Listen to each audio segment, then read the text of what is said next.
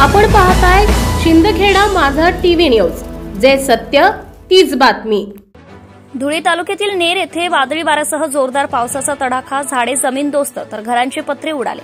धुळे तालुक्यातील नेर येथे वादळी वाऱ्यासह जोरदार पावसाचे आगमन झाले आहे, तसेच झाडे देखील मोठ्या प्रमाणात जमीनदोस्त झाले आहेत। तसेच इलेक्ट्रिक पोल देखील वादळी वाऱ्याचा जोर जास्त प्रमाणात असल्यामुळे जमिनीत कोसळले आहेत। मात्र नेर सबस्टेशन येथील वायरमन कर्मचारी यांना मोठ्या कसरतीचा सामना करून विजेच्या पोलवर चढत तार जोडणी करत आहे।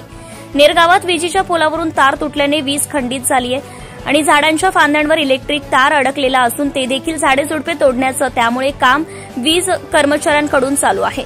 तसेच अचानक आलेल्या वादळी वाऱ्यासह जोरदार पावसाने हजेरी लावली होती, तर रस्त्यावर देखील मोठमोठाली झाडे पडलेली असून रस्त्यांवर वाहनांच्या रांगा देखील लागल्या आहेत। वादळी वाऱ्यासह पावसामुळे शेती पिकांचं मोठं नुकसान झालेलं आहे।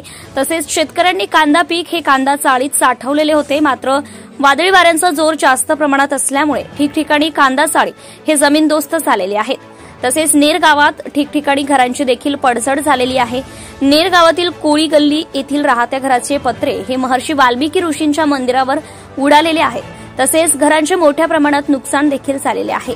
नेर मसदी फाट्यालगत हॉटेलचे पत्रे व मोठमोठे निंबाचे झाडे देखील रस्त्यावर जमीनदोस्त झालेले आहेत। धुळे तालुका प्रतिनिधी Dilip Salunkhe. Subscribe now and press the bell icon. Never miss an update.